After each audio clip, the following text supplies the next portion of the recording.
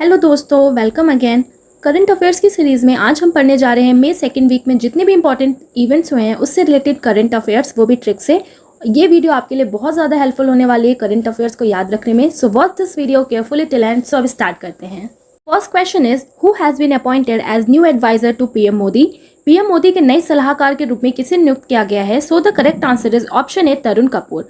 अब तरुण कपूर को अपॉइंट किया गया है new adviser to PM. So new adviser to PM उसे ही अपॉइंट किया जाएगा ना जो एडवाइस दे पाए पीएम को। ओके, सो अब जो एडवाइस देगा पीएम को ना, तो वो उनकी ही तरफ से बोलेगा। इसे तो कैसे ध्यान रखना है हमें? पूरी तरफ से, जो मोदी जी की तरफ से बोले तो पूरी यानी कि पूर, तो पूर से क्या हो जाएगा? कपूर, और तरफ तर यानी कि तरुण। ओके, सो तरुण कपूर को अपॉइंट किया गया है new adviser to PM Modi, right. Question number second is, who has been appointed as chairman of direct taxes यानी कि सीबीडीटी? प्रत्यक्ष कर सीबीडीटी के अध्यक्ष के रूप में किसे अपॉइंट किया गया है? So the correct answer is option ए, संगीता सिंह।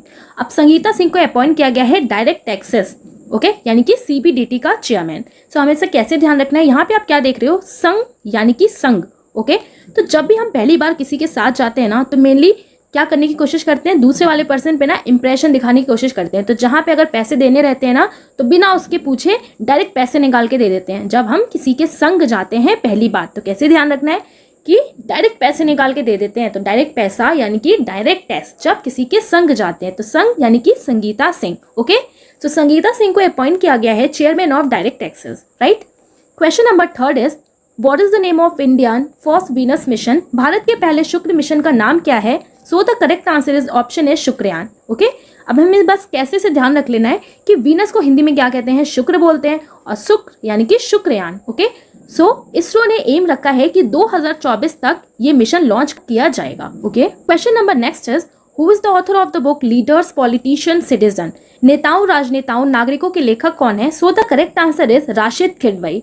अब यहाँ पे क्या लिखा है ना, कौन सी बुक है?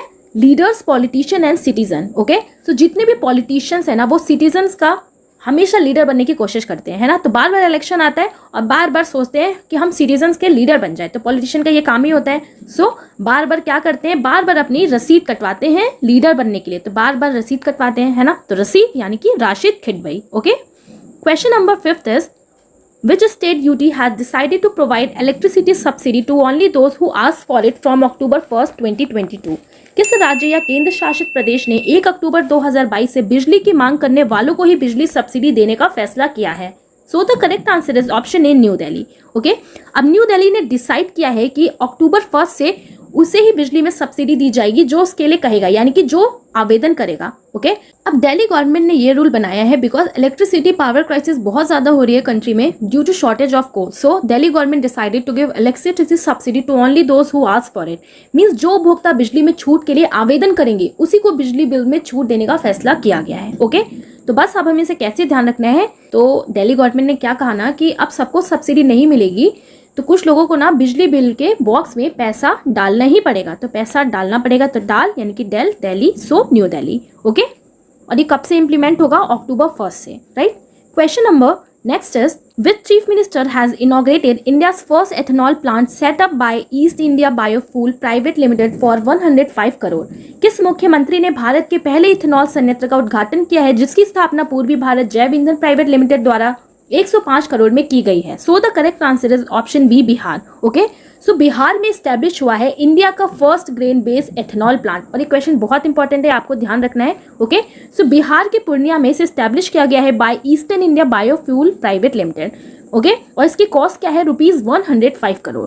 ठीक है, तो आखिर ये प्लांट को स्टैब्लिश करने से होगा क्या? सो प्लांट में रोजाना 165 टन मक्का एंड 120 टन राइस हस्क की खपत होगी। प्रतिदिन 65,000 किलोमीटर एथेनॉल का उत्पादन होगा और 2.5 मेगावाट का रोज बिजली उत्पादन किया जाएगा। ओके, और इसकी मदद से बहुत सारे लोगों को रोजगार मिलेगा और किसानों को भी बहुत ज्यादा हेल्प मिलेगी इससे। ओके, सो ये क्वेश्चन ध्यान रखना है कि फर्स्ट इथेनॉल प्लांट कहाँ पे स्टैब्लिश किया गया है? बिहार में। सो अब हमें इसे कैसे ध्यान रखना है? अब किसकी बात हो रही है ना यहाँ पे? Ethanol plant. तो इथेनॉल से क्या समझ में आ रहा है? इथेनॉल, नॉल यानी कि नल। ओके, ठीक है, तो नल यानी कि हैंडपंप। ठीक है, सो अब नल चला के ना प्लांट को पानी देना है। तो नल चला के प्लांट को क्या देना है? पानी।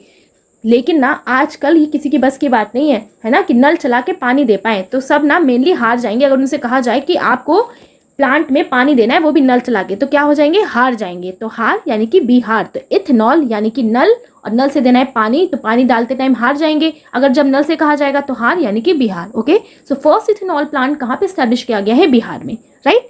अब बात हो रही है बिहार की, तो बिहार की कैपिटल क्या है, पटना।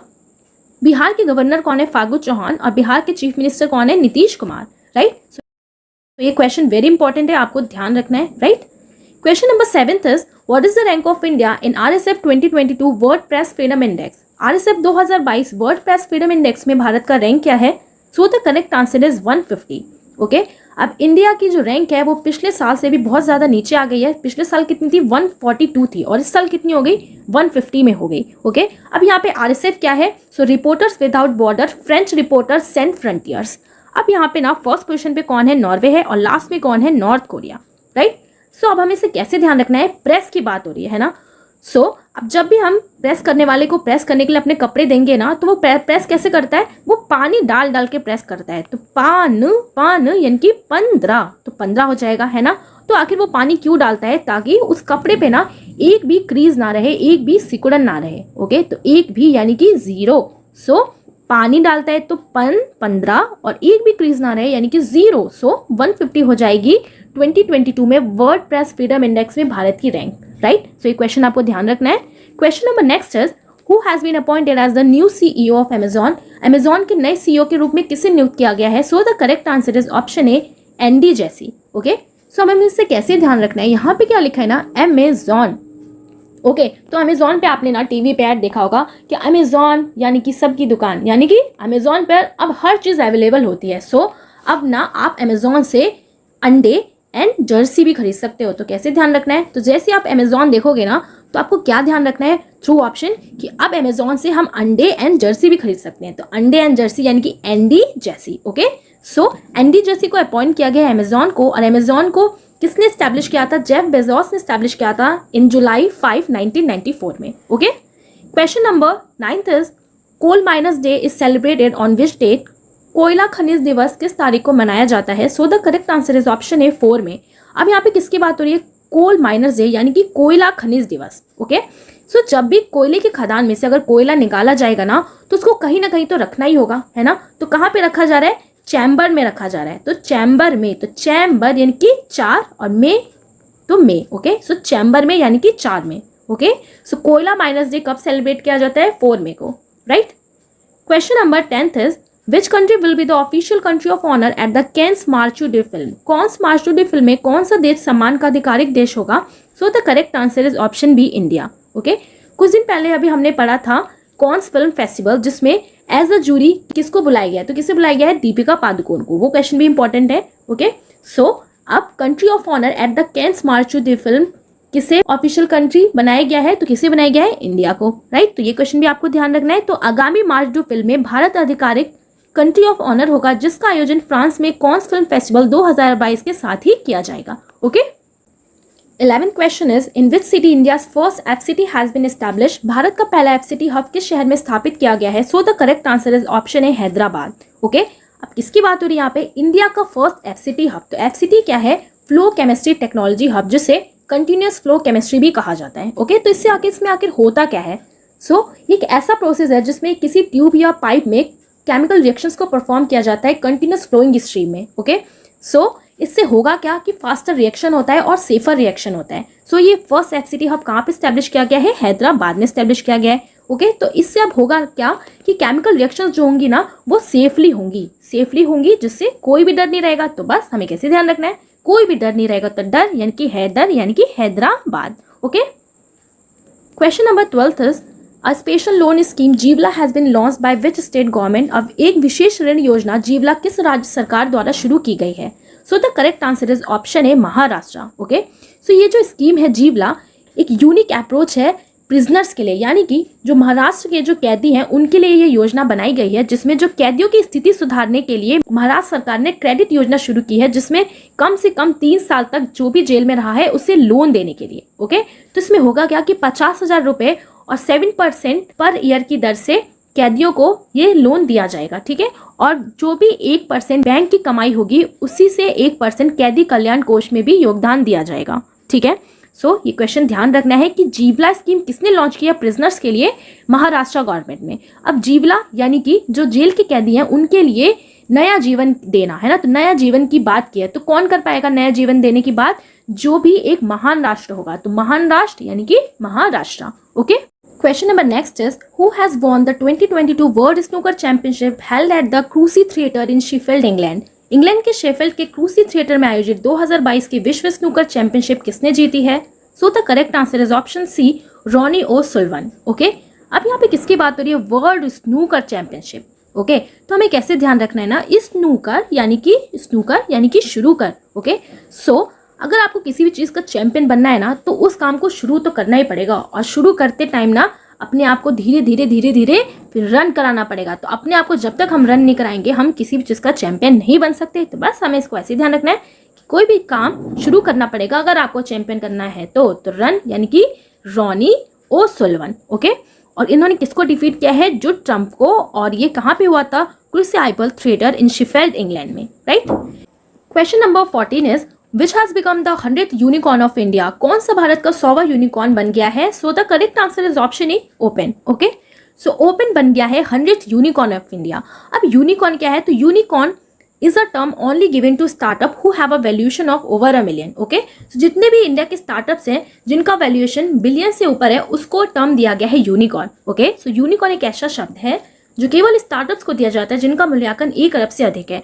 सो रिसेंटली अभी ओपन ने अपना जो पूंजी है उसको $1 बिलियन से अधिक कर लिया है, और ये इंडिया की 100th यूनिकॉर्न बन गया है। Okay, so 100th unicorn of India कौन बन गया है? Open, right. अब यहाँ पर किसकी बात हो रही है ना? 100th unicorn. तो हमें कैसे ध्यान रखना है? यूनिकॉर्न यानी कि पॉपकॉर्न। ओके, सो वो भी पॉपकॉर्न कितने रुपए का ना? 100 रुपए का। ओके, तो जब आप 100 रुपए का हम पॉपकॉर्न लेंगे ना तो बड़ी जल्दी रहती है, यानी कि बड़ा मन करता है जल्दी से इसको ओपन कर दे, तो बड़ा मन रहता है कि जल्दी से इसको ओपन कर देते। ओपन यानी कि ओपन बन गया है 100th unicorn of India. Okay, so ये क्वेश्चन आपको ध्यान रखना है। Question number 15 is which university has top the medal tally in Khelo India university games 2021। Khelo India university games 2021 में मेडल टैली में कौन सा विश्वविद्यालय पहले स्थान पर है?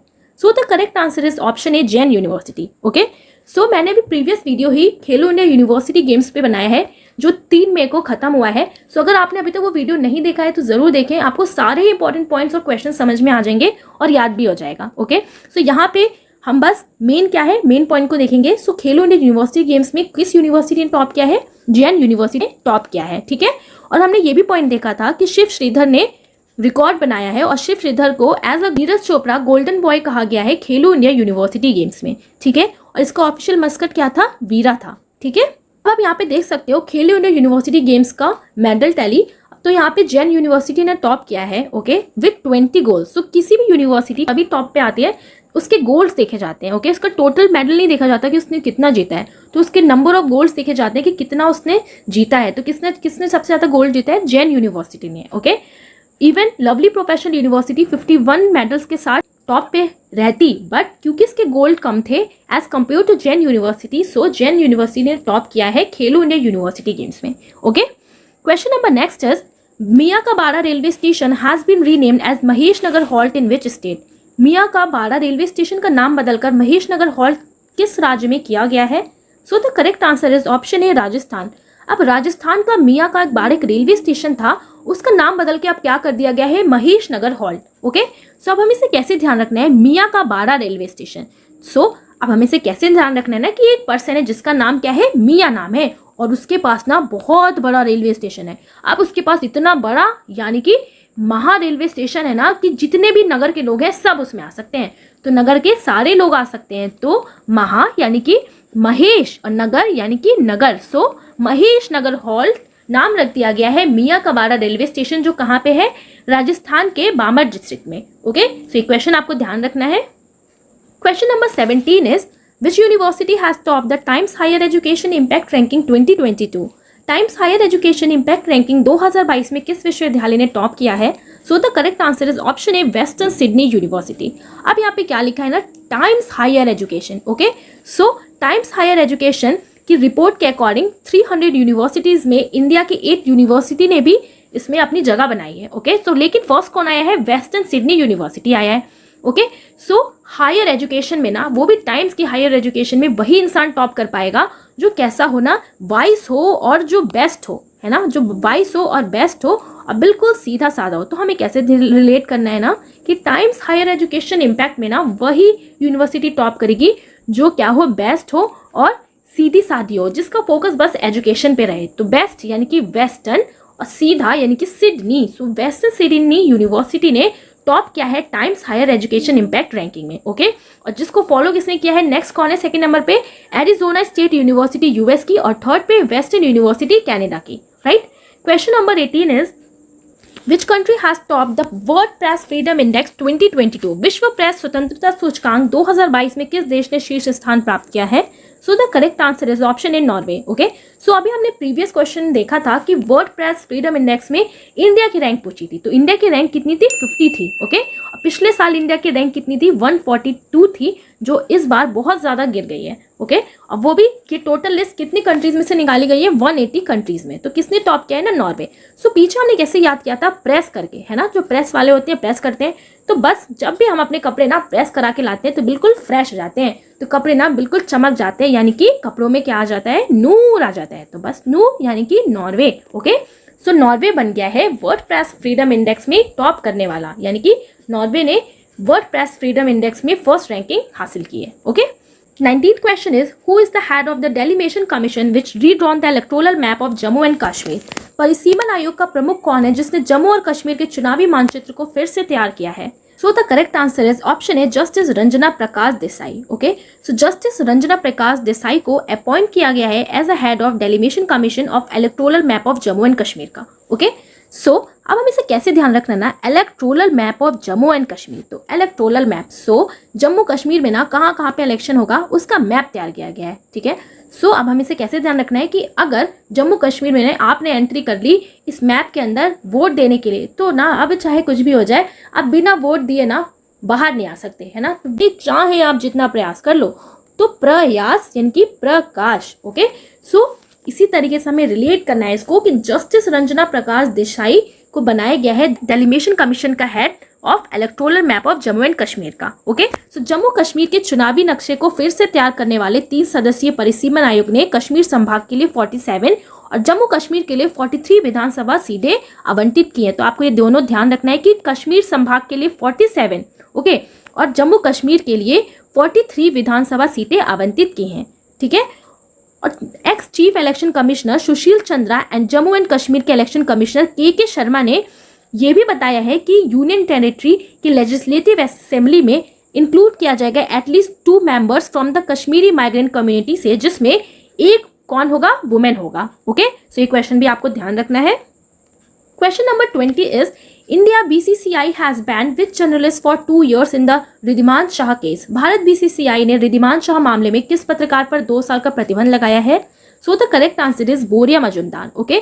सो भारतीय क्रिकेटर कंट्रोल बोर्ड BCCI ने पत्रकार बोरिया मजुमदार को 2 साल के लिए प्रतिबंधित कर दिया गया है, क्योंकि इन्होंने क्या किया है, विकेट कीपर रिद्धिमान शाह को धमकी देने और डराने का इन पर आरोप लग गया है, ठीक है। अब बात किसकी हो रही है, BCCI की। तो BCCI के प्रेजेंट प्रेसिडेंट कौन है, सौरभ गांगुली हैं, ठीक है। अब ना किसको बैन कर दिया गया है, बोरिया मजुमदार जर्नलिस्ट को, ठीक है। तो इनको क्यों किया गया होगा, क्योंकि ना ये रिद्धिमान शाह को बार बार क्या कर रहे थे, बोर कर रहे थे। तो हमें इसको कैसे ध्यान रखना है, बार बार इनके बारे में ना बेकार बातें कर रहे थे, यानी कि बोरियत भरे बातें कर रहे थे। तो बोरियत भरी यानी कि बोरिया मजुमदार जर्नलिस्ट को बैन कर दिया गया है 2 साल के लिए रिद्धिमान शाह केस में, okay. Question number 21 is by which year is ISRO planning to launch a mission to Venus in December. ISRO किस वर्ष तक दिसंबर में शुक्र के लिए एक मिशन शुरू करने की योजना बना रहा है? So the correct answer is option B 2024, okay.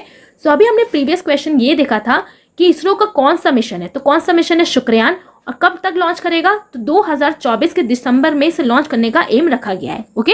सो आखिर इस वीनस मिशन का एम क्या है? सो इसरो का ये एम है कि वीनस का जो एटमॉस्फेयर है उसका स्टडी करना, और जो ये प्लैनेट है वीनस, इसके चारों तरफ ना सल्फ्यूरिक एसिड के टॉक्सिक एंड कोरोसिव क्लाउड बने रहते हैं, तो इसका स्टडी करना, और वीनस के सरफेस के नीचे आखिर क्या है उसकी भी स्टडी करने के लिए ये वीनस मिशन को लॉन्च किया जाएगा। और इस मिशन का नाम क्या है, शुक्रयान मिशन है, ठीक है। और इस टाइम प्रेजेंट में इसरो के चेयरमैन कौन है, S सोमनाथन है, और इसरो का हेडक्वार्टर कहाँ पे है, बेंगलुरु में है, okay. Question number next is who took over as the director general of air force, वायुसेना के महानिदेशक के रूप में किसने कार्यभार संभाला है? So the correct answer is option D, Sanjeev Kapoor. Okay, so इन्हें डायरेक्टर जनरल बनाया गया है, लेकिन किस चीज का? इंस्पेक्शन एंड सेफ्टी का। Okay, so inspection and safety of Indian air force का डीजी किसे अपॉइंट किया गया है? संजीव कपूर को। सो ये क्वेश्चन आपको ध्यान रखना है, right. Question number 23 is who became the first Indian women to climb 5 peaks over 8000 meter? 8000 meter से अधिक 5 चोटियों पर चढ़ने वाली पहली भारतीय महिला कौन बनी है? So the correct answer is option A, Priyanka Mohite. Okay, so Priyanka Mohite ने क्लाइंब किया है 5 पीक ओवर 8000 मीटर, जिसमें से एक है Mount Kangchenjunga which stand at a height of 8586 meter above sea level. Okay, अब प्रियंका मोहिते ने किया है, सो 5 पीक तक ओवर 8000 मीटर वही चढ़ पाएगा ना जो क्या हो, यंग हो। अब यंग में क्या रहता है ना, जोश रहता है, उमंग रहता है, ठीक है। तो जो यंग हो, तो यंग यानी कि Priyanka Mohite. Okay, so Priyanka Mohite first Indian women बन गई हैं to climb 5 peak over 8000 metre. Okay, question number 24 is name the NASA climate research scientist who has won the world food prize 2022। NASA के जलवायु अनुसंधान वैज्ञानिक का नाम क्या है जिसने विश्व खाद्य पुरस्कार 2022 जीता है? So the correct answer is option A, Cynthia Rosenzweig. Okay, तो जिंथिया रोजनबेक को अवार्ड दिया गया है वर्ल्ड फूड प्राइज 2022 का, और ये क्या है, क्लाइमेट रिसर्च साइंटिस्ट भी हैं। सो हमें कैसे ध्यान रखना है ना कि जिंथिया रोजनबर्ग ना क्लाइमेट के अकॉर्डिंग फूड बनाती हैं, तो क्लाइमेट के अकॉर्डिंग फूड को सिंथेसिस करती हैं, तो सिंथेसिस यानी कि Cynthia Rosenzweig. Okay, question number 25 is who has been appointed as the chairman of the board of director of Indigo by Interglobe Aviation? Interglobe Aviation द्वारा इंडिगो के निदेशक मंडल के अध्यक्ष के रूप में किसे नियुक्त किया गया है? So the correct answer is option B, Venkatramani Sumantran. Okay, so किसे अपॉइंट किया गया है? वेंकट रमनी सुमंत्रन। तो हमें इसे कैसे ध्यान रखना है ना कि इंडिगो, तो इंडिगो यानी कि इंडिया। ओके, सो जो इंडियंस है ना, अगर वो इंडियन फ्लाइट्स में ट्रेवल कर रहे हैं और वो भी उनके पास स्लीपर की फ्लाइट्स है ना, तो भाई वहां पे ना ब्लैंकेट नहीं मिलेगा आपको आराम करने के लिए। तो क्या नहीं मिलेगा? ठंड लगने पे ना ब्लैंकेट नहीं मिलेगा। तो ब्लैंकेट यानी कि वेंकट रमनी सुमंत्रन। ओके, और वो भी किसका? Board of director of IndiGo by InterGlobe aviation का। ओके, अब मिस्टर रोनजॉय दत्ता कौन है? ये whole time director and chief executive officer है इंडिगो एयरलाइन के। Okay, whole time director, right. Question number 26 is what is the record low of Indian rupee against US dollar? अमेरिकी dollar के मुकाबले भारतीय रुपए का रिकॉर्ड निम्न रिकॉर्ड क्या है? So the correct answer is option C, 77.73। Okay, अब यहाँ पे किसकी बात हो रही है ना? Low of Indian rupee against US dollar. Okay, so ये जो अमाउंट है ना, बार बार अप डाउन हो रहा है, कभी 77.43 हो रहा है, कभी 45 हो रहा है, तो अब ये जाके किस पे रुक गया है? 77.73 पे अब जाके ये रुका हुआ है अभी तक। ओके, तो आगे भी ये और ये अप डाउन हो सकता है। ओके, तो आप देख सकते हो कितनी ज्यादा रुपए की वैल्यू घट गई है as comparison to US dollar. Okay, तो यहाँ पे क्या लिखा है ना कि इंडियन रुपी कितना हो गया है? 77.73। तो जब अगर इतना कम हो जाएगा ना, तो गवर्नमेंट और आरबीआई को बहुत ज्यादा ना टेंशन सताता होगा। तो बहुत ज्यादा टेंशन क्या करेगा? सताता होगा कि कहीं ये 100 ना पहुंच जाए, तब तो इंडिया का इकोनॉमी बिल्कुल डाउन है ना। तो कहीं 100 ना पहुंच जाए तो सताता रहता होगा। तो सताता यानी कि 7-7। ओके, सो आपको अप्रॉक्स लेके ये ध्यान रखना है कि ये वैल्यू कितनी है? 77 या 77। ओके, तो 77.73 हो जाएगा क्या? Indian rupee against US dollar. Okay, question number 27 is who has been appointed as the managing director of TVS motor company? TVS motor company के प्रबंध निदेशक के रूप में किसे नियुक्त किया गया है? So the correct answer is option C, Sudarshan Venu, right. अब यहाँ पे किसकी बात हो रही है ना? TVS motor company. तो टीवीएस मोटर कंपनी क्या है? सो ये 2 व्हीलर और 3 पहिया यानी कि 2 व्हीलर और 3 पहिया जो व्हीकल्स है उसकी जानी मानी वैश्विक निर्माता कंपनी है, ठीक है।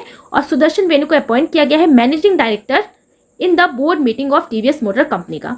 अब किसकी बात हो रही है यहाँ पे? TVS motor. तो मोटर यानी कि गाड़ियां, तो कौन सी गाड़ी है? 2 व्हीलर्स यानी कि 2 व्हील्स लगी हैं। तो व्हील्स को और क्या बोलेंगे? चक्र भी बोलेंगे, है ना। तो किसी ऐसे इंसान को अपॉइंट किया गया है ना जिनके नाम में भी ना कुछ चक्र आता हो। ओके, तो उनका नाम क्या है? सुदर्शन वेणु। सुदर्शन, तो आपने कृष्ण जी के चक्र का नाम सुना होगा ना, क्या है? सुदर्शन चक्र। तो बस चक्र यानी कि सुदर्शन चक्र, सो सुदर्शन वेणु हो जाएंगे managing director of TVS motor company के। Okay, question number 28 is who has become the first tennis player to defeat both Rafael Nadal and Novak जोकोविच in the same clay court?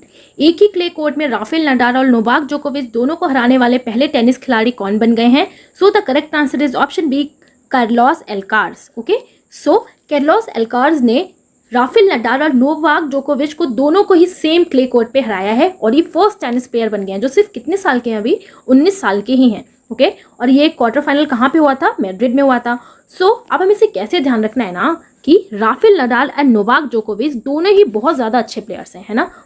सो इनका ना क्या हो गया होगा, इनका लॉस हो गया होगा, ठीक है। तो जब ये हारे ना तो एक तो इनका लॉस हो गया, सो इन्होंने अपने लॉस को ना छुपा के रखा है ना, राज बना के रखा, किसी को नहीं बताया ताकि इनकी इंसर्ट ना हो। तो हमें बस कैसे ध्यान रखना है ताकि इनकी इंसर्ट ना हो, इसलिए इनका जो लॉस हुआ ना उसको राज बना के रखा। तो लॉस को क्या बना के रखा, राज। तो लॉस यानी कि कैर्लोस और राज यानी कि कल आर्स। ओके, तो कल आर्स।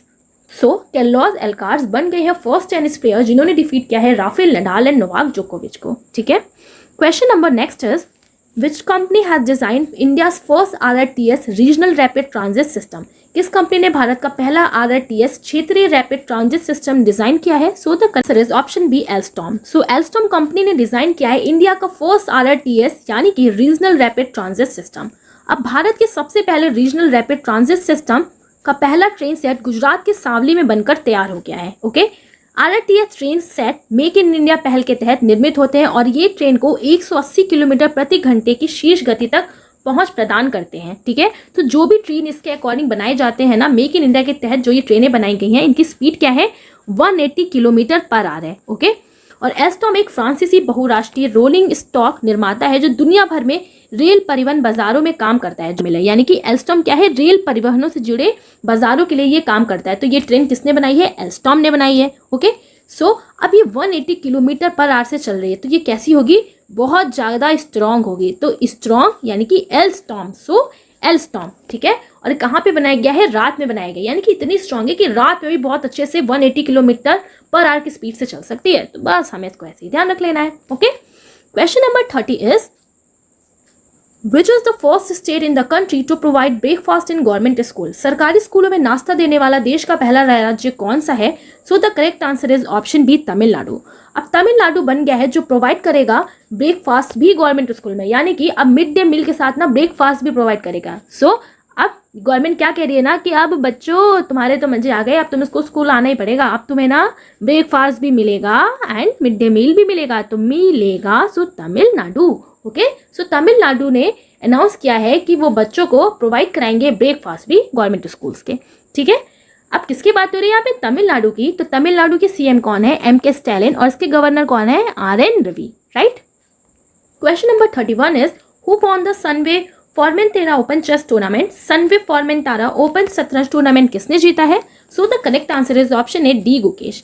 अब डी गुकेश कितने साल के हैं, सिर्फ 15 ईयर्स ओल्ड हैं और इन्होंने जीत लिया है first Chessable Sunway Formentera open 2022 chess tournament in Punta Prima. Okay, और इन्होंने अभी recently La Roda tournament and Menorca open भी जीता है इसी वीक में, ठीक है, यानी कि मई वीक में ही। अब यहाँ पे किसकी बात हो रही है, सनवे फॉर्मेंटेरा। तो सनवे फॉर्मेंटेरा, तो यहाँ पे आपको क्या समझ में आ रहा है ना, सन और फॉर्मेंटेरा और तारा। ओके, तो जब बच्चे ना बचपन में अपने पेरेंट्स से पूछते हैं कि मम्मी ये जो बादल में ना कितने तारे हैं, यानी कि आसमान में टोटल कितने तारे हैं, तो मम्मी लोग क्या कह देते हैं ना, अरे भाई बच्चे तुम्हारे सर में ना जितने बाल हैं, यानी कि क्या कहा जाता है उनसे कि तुम्हारे सर में जितने बाल हैं, तुम्हारे सर में जितने केश है ना उतने ही आसमान में तारे हैं। तो पहले बच्चे को ये उल्टी पुल्टी कहानी सुना देते थे कि जितने आपके सर में बाल हैं उतने ही तारे हैं, ठीक है।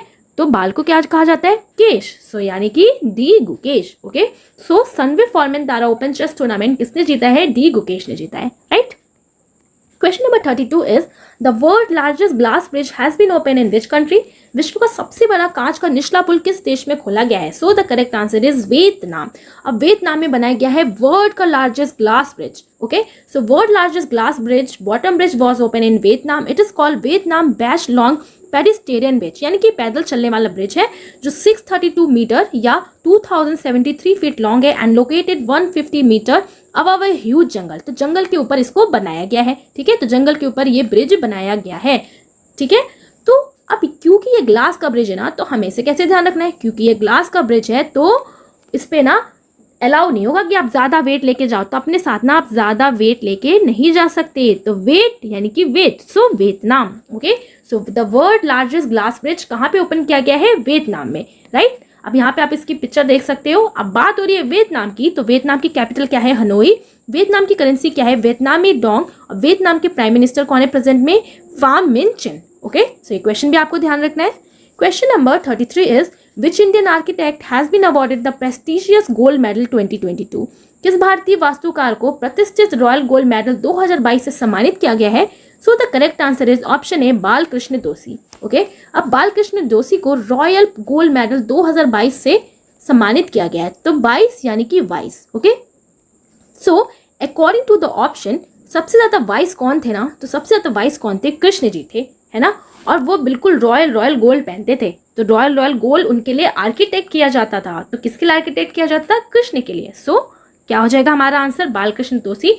सो अकॉर्डिंग टू द ऑप्शन आपको ये बाकी जितने भी ऑप्शन है ना उसको एलिमिनेट करना है और सही रास्ते पे यानी कि सही आंसर पे पहुंचना है। Okay, Indian architect Balkrishna Vithal Doshi was bestowed with the prestigious Royal Gold Medal in 2022। और ये इनका जो ये अवार्ड है ना किसने अप्रूव किया है? Queen Elizabeth second of the UK, है ना। And the award is given to a person or a group of people who have had a significant influence either directly or indirectly on the advancement of architecture, right. Question number 34 is, and this question is last question of this video, who has been named as the new Chief Election Commissioner of India? Bharat के नए मुख्य चुनाव आयुक्त के रूप में किसे नामित किया गया है? So the correct answer is option B, Rajeev Kumar. And this question is very very important. Okay, so Sushil Chandra की जगह अब किसको अपॉइंट किया गया है? राजीव कुमार को। ओके, तो बस हमें कैसे ध्यान रखना है कि चीफ इलेक्शन कमिश्नर इस बार किसको बनाया गया? जिसके लिए ना हर कोई राजी था। तो राजी यानी कि Rajiv Kumar. Okay, so Rajiv Kumar is appointed as next chief election commissioner. Okay, May second week के जितने भी इंपॉर्टेंट क्वेश्चन थे उन सारे क्वेश्चंस को आज हमने यहाँ पे डिस्कस कर लिया है एंड आई होप आप लोग को याद भी हो गया होगा। सो अगर आपको ये वीडियो अच्छा लगे तो इस वीडियो को जरूर लाइक करें, शेयर करें, कमेंट करके बताएं। तो मिलेंगे अब नेक्स्ट वीडियो में। Thanks for watching, see you in next video.